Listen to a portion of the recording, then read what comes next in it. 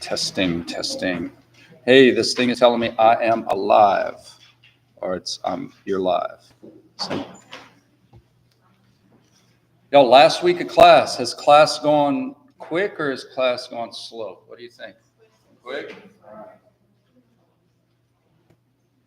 Shoulder, a lot to do today. However, I feel that we've done enough of these where it's not reteaching the concepts, it's just kind of adding some muscles. So there's a lot of muscles you know, maybe there's a few you've never heard before.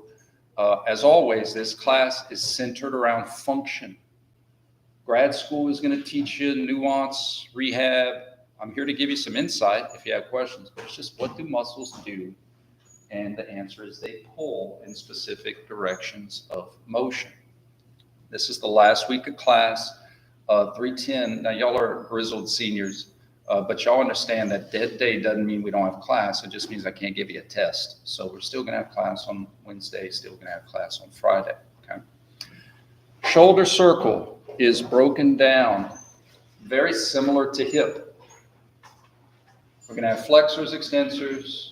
Those are going to be anterior crossing, posterior crossing. Abduction pullers are going to be lateral crossing muscles. Our adduction pullers are going to be medial crossing muscles. And then we go to recess and we play on the merry-go-round. We're going to have internal rotation pullers and external rotation pullers. I tried a couple things differently when I updated this circle. My drawing ability is very below average, so I just tried to use straight lines to insinuate the rotational pull as opposed to me trying to handwrite in things that kind of look like a snake in the grass. And then I tried this for fan-shaped muscles. So remember how we have fan-shaped muscles that are just one muscle, but we can individually recruit certain fibers to pull in different directions. So for these fan-shaped muscles, I did a red circle to communicate that that is one muscle. And then different parts of that muscle have some different types of pull that other fibers of that muscle doesn't have. Okay. We've had this before, the little muscles, the three on the inside. Remember the hip, we had the little lateral rotators. Well, for the shoulder, we're going to have a medial and two laterals. Those are part of our rotator cuff. So that is the circle breakdown. Let's get into, there were so many that I did the functional part on a separate page. All right. So the first four are your rotator cuff. Now again, guys, I'm going to show you pictures, right? I'm just breaking down.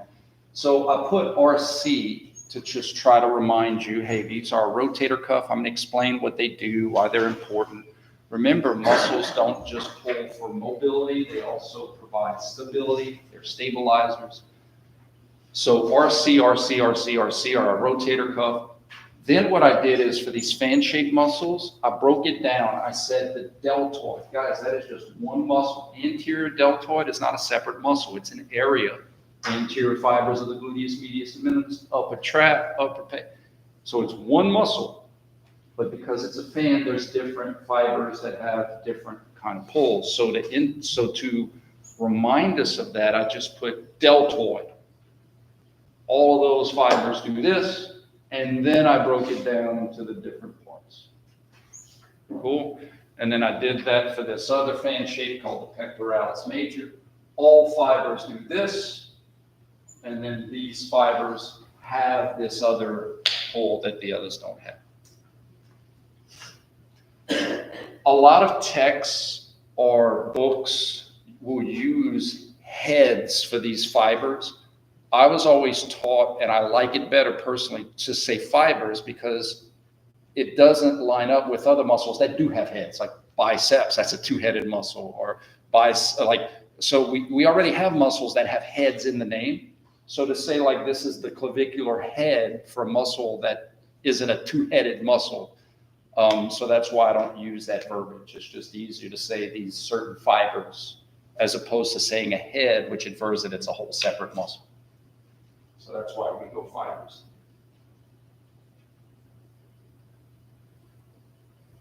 Any questions about just the breakdown? Anteriors, flexors, posteriors, extensors, laterals or abs, medials or ads, and then internal, external. I will tell you, you're going to see we have a lot of internal rotation pullers. And the reason for that is it's more important for us, for our survival and function, to have more gas for internal rotation pull. In other words, making our shoulder speed up. We're trying to throw things. We're trying to, than it is to slow down. In other words, we'll worry about slowing down, but it's more important for us to speed up the catapult. It's more important to speed up the catapult. So it may even seem unfair, like, oh my gosh, we got all these big, powerful internal rotators. Yeah, we got to get that catapult rolling. As always, in the last few lectures, I give you a layout of kind of everything together, just to kind of get a sense of how everything, all the strings are fitting. But as we also know, we have a lot of muscles that are more deep and some superficial, and some muscles hide the pull of others. In other words, our rotator cuff especially, like you kind of have to take out some layers to get in there and see these muscles pulling on the humeral head itself. However, I always like to have a reference of kind of all this stuff happening together before we go into specific individuals. Remember, this is not, I didn't say this yet. This is not about the muscles of the scapula. That's going to be our next lecture. So these are just muscles that function at the shoulder, the glenohumeral joint. Shoulder motion, flexion, extension, and abduction. So remember, shoulder shrugs, remember in 310? I might have got you on that trick question. It's not shoulder, right? So we'll do the scapular muscles next time. Here's my rotators.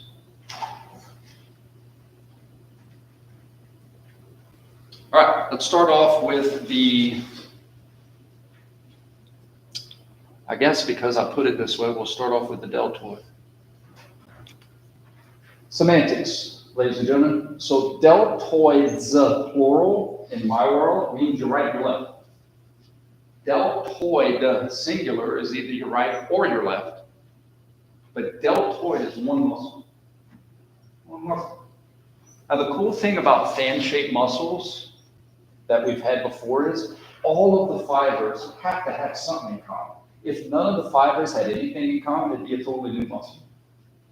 So all of the fibers of any fan have to pull in at least one direction of function. And all of the fibers of the deltoid, no matter if it's in the front or the back or in the middle, pull in the direction of abduction. Okay? They all cross the shoulder laterally. They insert, God, for years and years, I had all my bones in this one area. And when they had those interviews, they moved them all. They might be in the back, I moved some, so I apologize. But there is a midway through your humerus, you have a deltoid tuberosity. I'm not gonna ask you that on the test, but it's midway. You know what's cool about that? Speed, force, somewhere in the middle lives power. So a muscle that kind of has a mechanical advantage of power because it's kind of somewhere in the middle in terms of its yank on the humerus. So if you look at your circle, you will see the three areas. It's middle, not medial, because remember, medial is more on the inside. That's a common mistake. It's just middle. It's the fibers in the middle. So you have anterior fibers, you have posterior fibers, you have middle fibers. The red circle is that, hey, that's one muscle, and all of those fibers just pull in the direction of abduction. The anterior fibers have a clavicular origin. They're more in the front. The anterior fibers kind of work just like a tensor fascia lata, if you remember that for your hip. It's going to have a flexion pull, still going to have an abduction pull, but it's also trying to spin in the direction of internal rotation pull. It's just like the pocket tensor fasciae latae. Flexion pull, internal rotation pull, abduction pull. The posterior fibers are coming from the spine of the scapula, and they are going to have the same kind of pull in the frontal plane as the anterior and middle, abduction. However, if the anterior is a flexion puller, the posterior is going to be an extension puller, which is great because they can cancel out sagittally and work together frontally. And if the anterior is an internal rotation puller, the posterior is going to be a lateral or external rotation puller. So again, awesome when you need to just use abductors. These anterior and posterior fibers cancel out sagittally, cancel out transversely, and can work together to pull in a direction of lateral. Is the posterior deltoid a separate muscle? That's what's important, or one of the things that's important. It is not a separate muscle. It's just an area of the fan that we can recruit. So the deltoid is one muscle.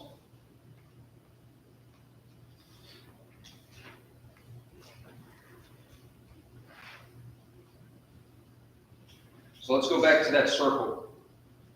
The one muscle of the deltoid pulls in a direction of abduction. Okay? The anterior fibers, abduction, flexion, internal rotation. The posterior fibers, abduction, extension, external or lateral rotation. One muscle. Does this little breakdown make it a little easier to understand? Because it is a catch-22. Because when I split them, it makes it seem like it's three separate things. And it is. It's three separate areas, but of one muscle.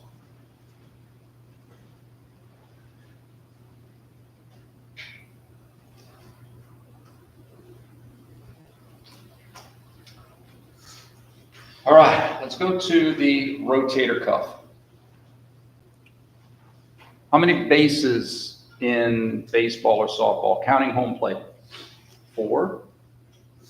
So for our shoulder, or to aid in stability and also some motion, we want to cover all of our bases. We want to try to cover our bases to maintain shoulder stability in the presence of hypermobility.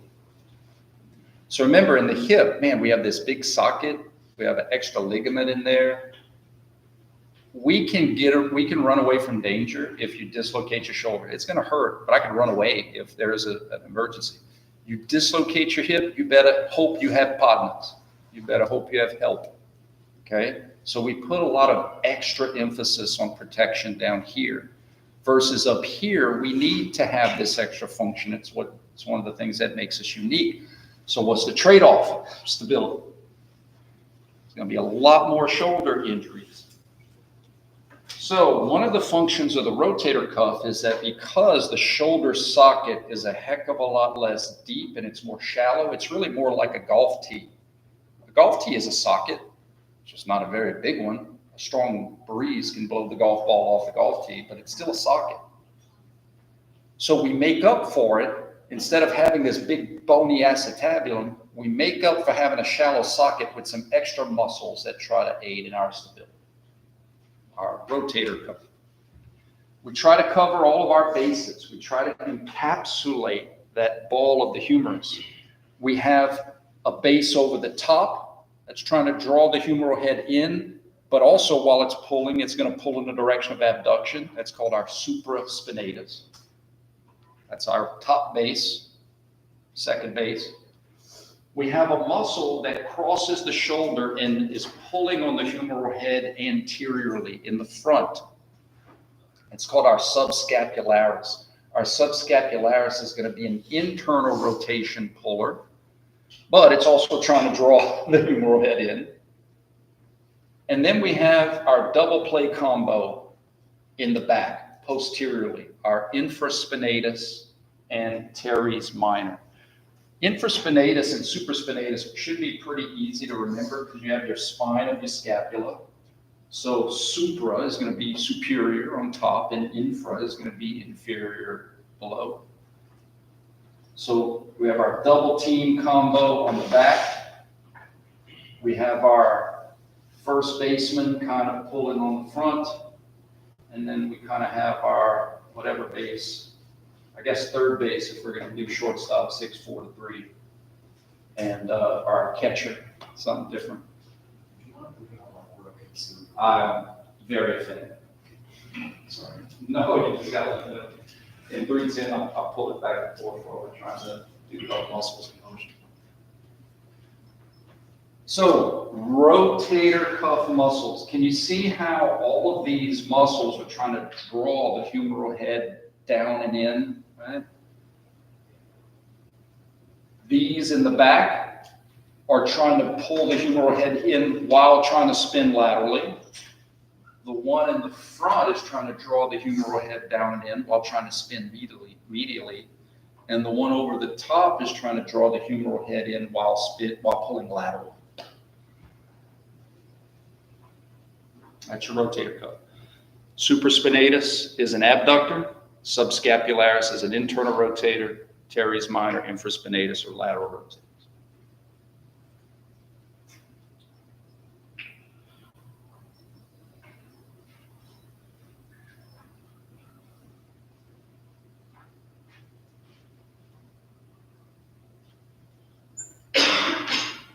Has anybody ever heard of impingement, shoulder impingement? So when you're moving your hip up with these hip muscles that are pulling up, the socket literally can push the head down so that those other muscles, we talked about force couples before. Well, when you don't have a socket to push down and you're using muscles that are trying to pull up, one of two things can happen. Rotator cuff muscles can do their job to pull the humeral head down and in, literally pulling it down so that those other muscles can pull up in a normally functioning shoulder.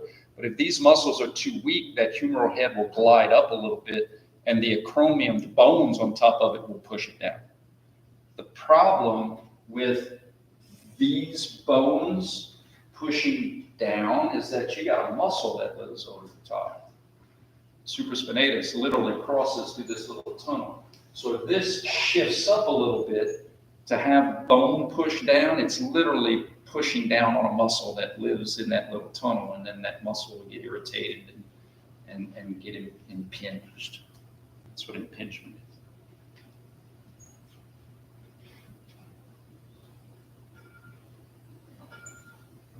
The good old biceps brachii.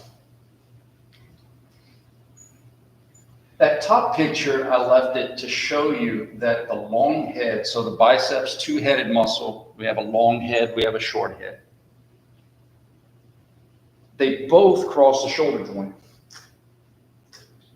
The short head goes to the acromion, the coracoid process, that little bony nub on the scapula that we learned in anatomy class. That's this right here.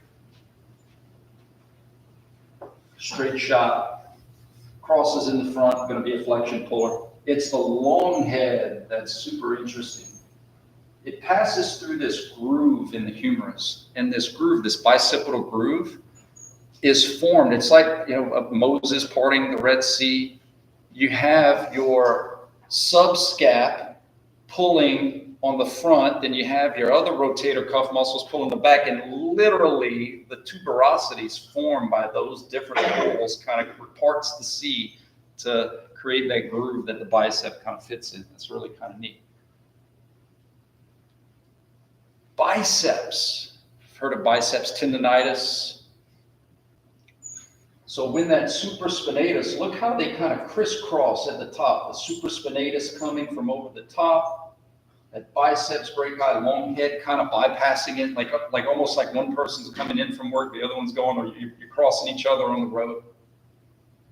And so if that supraspinatus is impinged or hurt, that bicep has a very similar run. It's an abduction puller. So if that muscle's hurt, that bicep's going to take up the slack and do more work, and then your bicep's going to get injured. So again, that's not for the test. That's just to give y'all some insight for those of you that are going to go into therapy.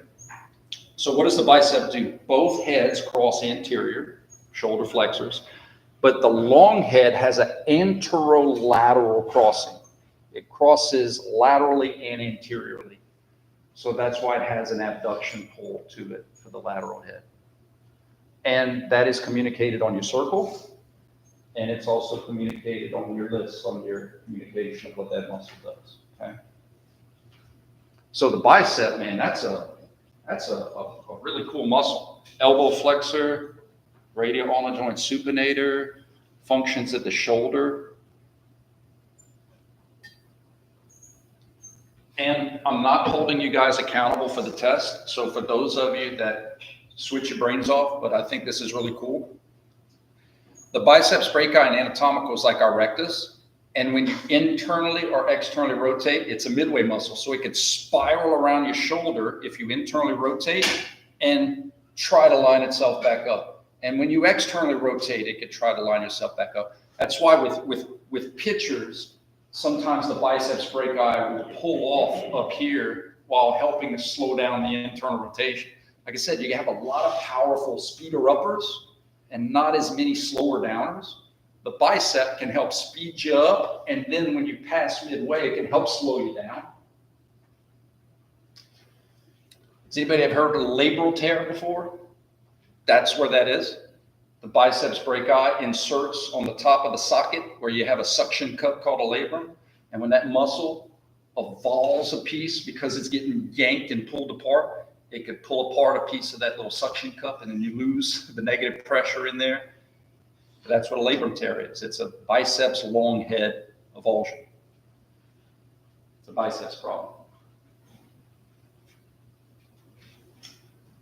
How would that tear affect motion at the elbow and radial?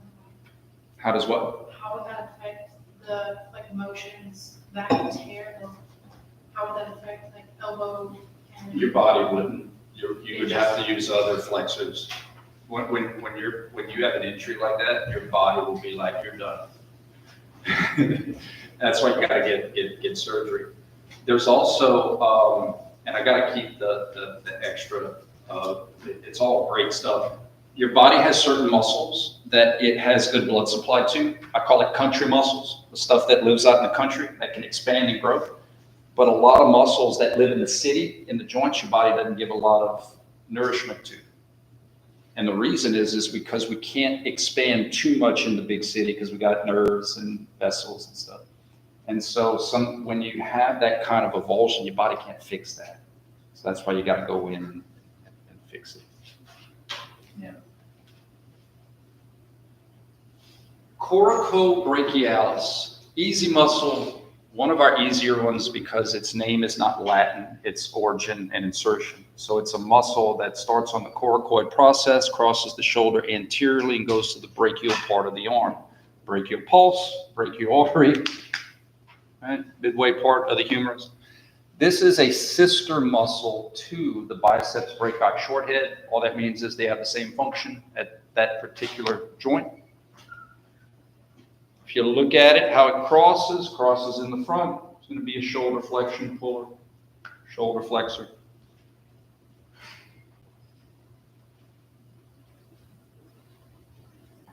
Yeah, I wish muscles would all have function names. That would be so great.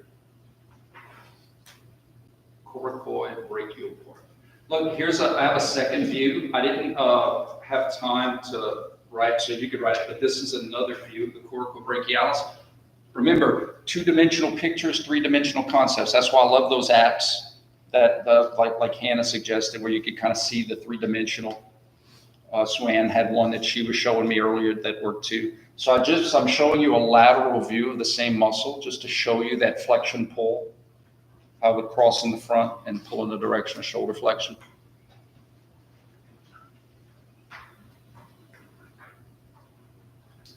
Coracobrachialis.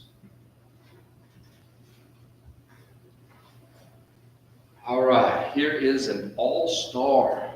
Everybody loves the pectoralis major.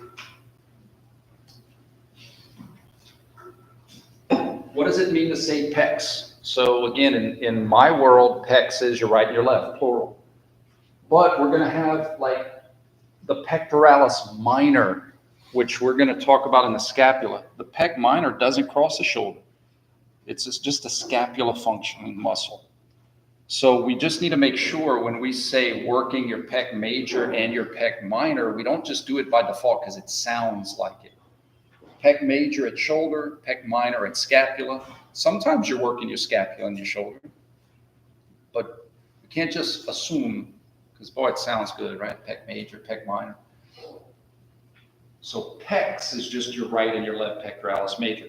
Fan-shaped muscle, we don't use the word head for a fan-shaped muscle because head is already taken by muscles like the biceps femoris and biceps brachii and triceps brachii.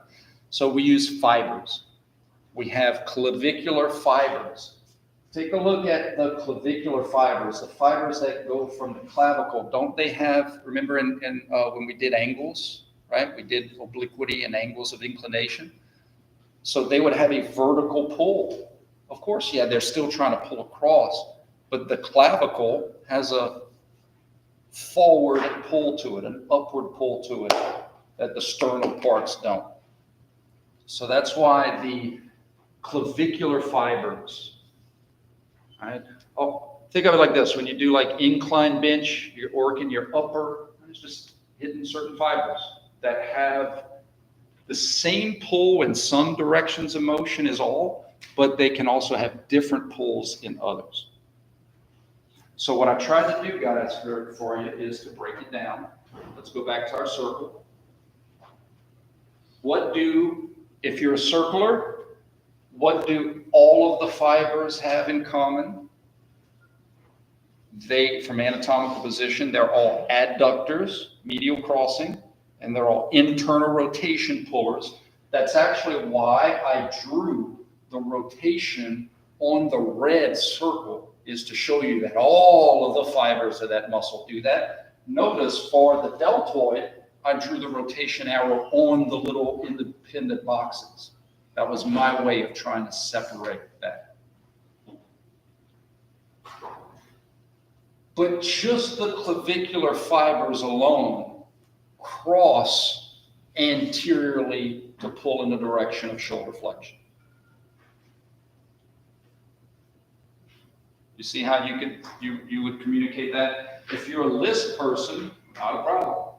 We communicate that here. Pectoralis major. All the fibers do this in anatomical. The sternals do this, and then the claviculars also have this component to their pull because there's a vertical pulling up and forward.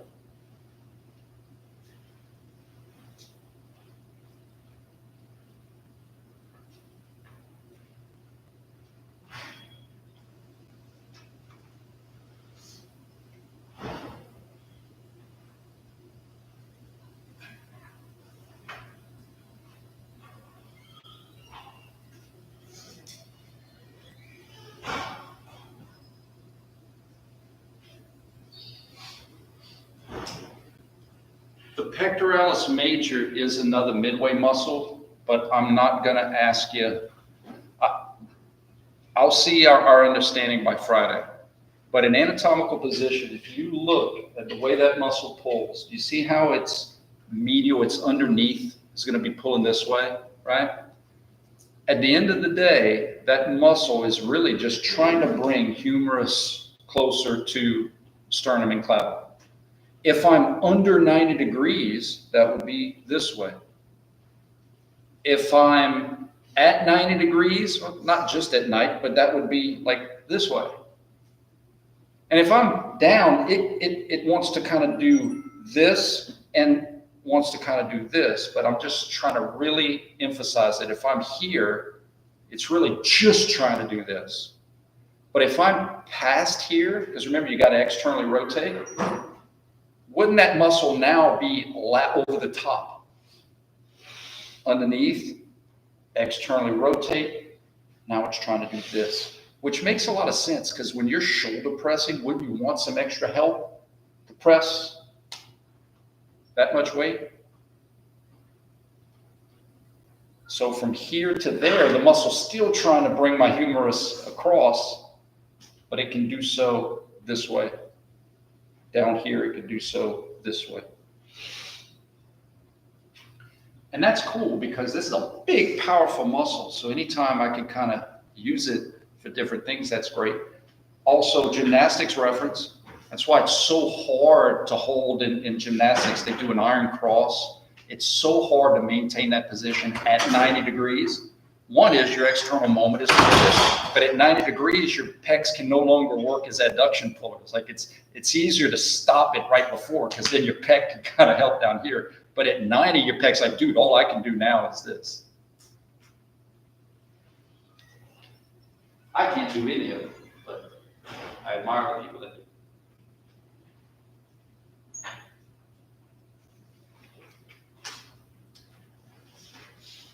Triceps brachii. The only head that crosses the shoulder is the long head. Now, this is a lot. Some textbooks will say the tricep is a shoulder extensor, but the insertion or the origin, because origin insertion can be flip-flop depending on if you're opening closed, but it's literally right. If the biceps brachii long head is right on top of the socket of the glenoid fossa, the tricep long head is right below. It's kind of cool. There's kind of like some symmetry there. But it goes straight to the underneath of the socket, so it doesn't have like an extension pull. Really, it's just an adduction pull.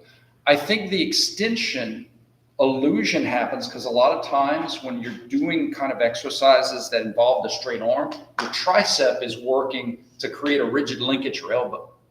So like when you're doing these kind of things and you feel it on your tricep, that tricep is kind of working to prevent this, right?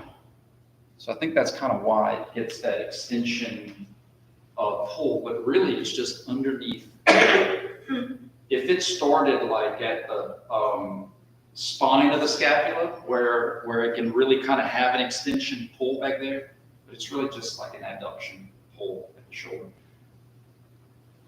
Why would some of these muscles cross into the shoulder? Stability.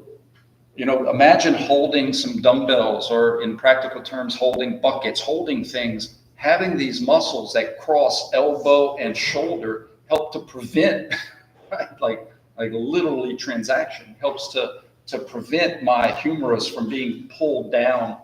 So having these muscles that can cross and help to maintain stability while we're holding things, grabbing things.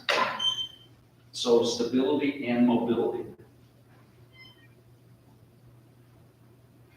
On your circle, triceps brachii long head, adduction forward, easy peasy, lemon squeezy.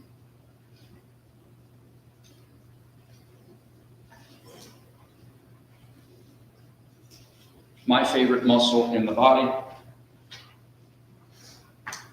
The reason this is my favorite muscle of the body is because of a lecture I attended 20 plus years ago. And the lecturer was really cool. Said there's no other muscle in the body that has the coverage area of the latissimus dorsi. Here's a muscle that has an origin on the pelvis, lumbar, thoracic, crosses the scapula to get to the shoulder. It's a lot of coverage area. For our class, we're only going to look at the lat at the shoulder.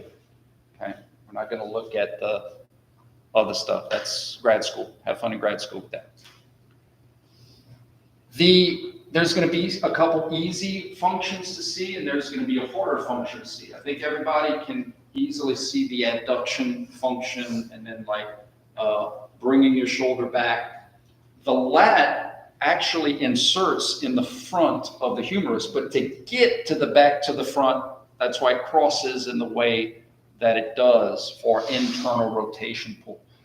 Let me try to show you, and then on Wednesday I'm going to make sure I have all my bones here. I'm kind of limited. I've been coming here so many times and they were here, and I guess Pavlov. To go from the front to the back. If the lat crossed laterally, it would be an external rotation puller, but it doesn't. It crosses on the inside. So coming from the back, crossing the shoulder on the inside, it's going to be an internal rotation puller. Does that make sense? In fact, I think this is really cool. I could show you on the bone that I have on Wednesday. But check this out.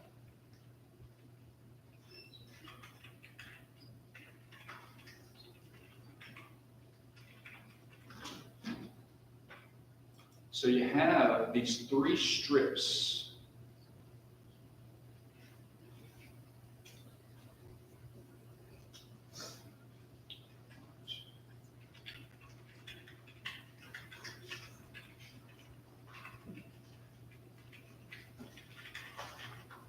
And I was taught, there it is. That's awesome.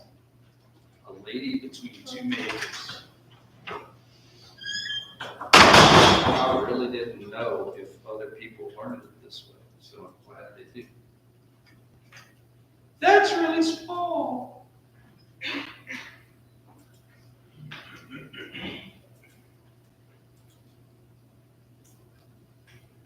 A lady between 2 majors.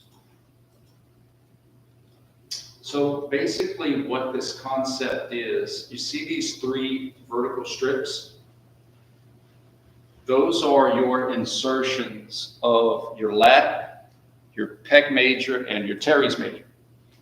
And so a lady lat between 2 majors, pec major and the teres major. And so again, the latissimus dorsi, the one in the middle, inserts in the front. But if you didn't understand how muscles work because they cross, it'd be hard to tell that that muscle is trying to bring the shoulder back, it's trying to bring the shoulder down, but it's also trying to spin the shoulder internally because that muscle is pulling medially. Does that make sense?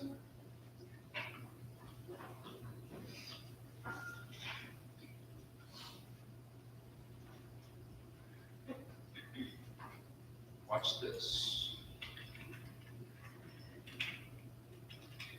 Let's check out the lady.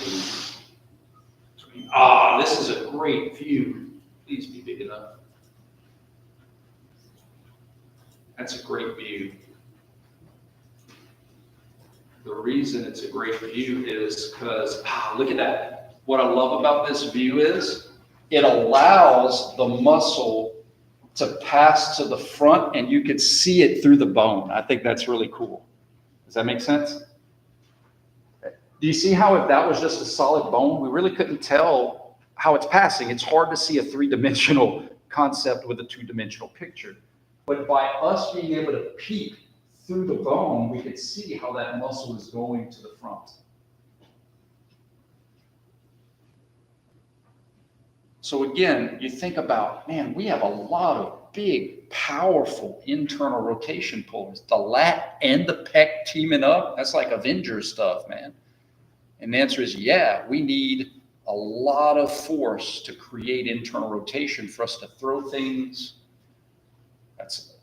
Guys, for humans, killing from a distance in terms of prey, that was a pretty useful tool.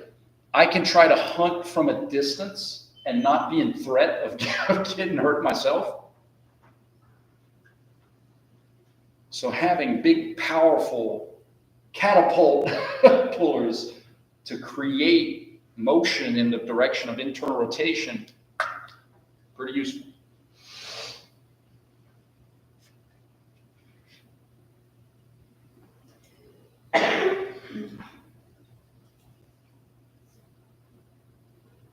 Good news, the teres major is just a sister muscle to the latissimus dorsi. So look on your circle, they have the exact same function. It's like brother-in-law, stepbrother. Is that movie, Stepbrother? Did we just become best friends? So let me show you how this muscle works. it follows the same line of pull. There's, guys, look at that. I had that in the PowerPoint, my bad. Lady between two majors, lady, pec major, teres major. I love, this is another view I love where you can see through the humerus to see how the lat is going to insert on the inside. Teres major, look at that, look how they buddies. Lat major, teres major. It's almost like the teres major is traveling and then the latissimus dorsi is traveling further away and then the teres major hops on right before they cross the shoulder. Get in, man, we're going to shoulder build. So they have the exact same function at the shoulder because they cross the same way.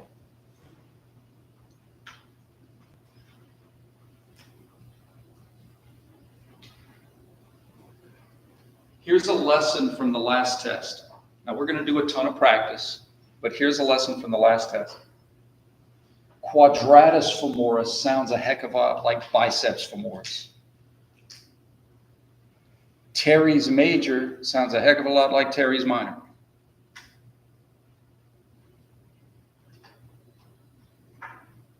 Teres major is not a rotator cuff muscle.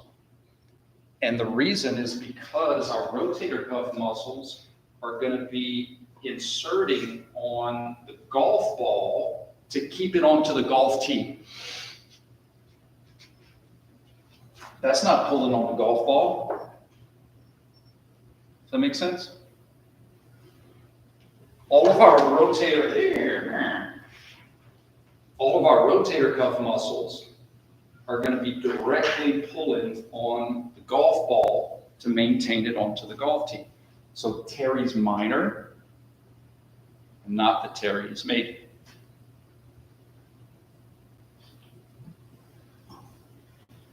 It sounds like a minor mess up, but it could be major on your test. All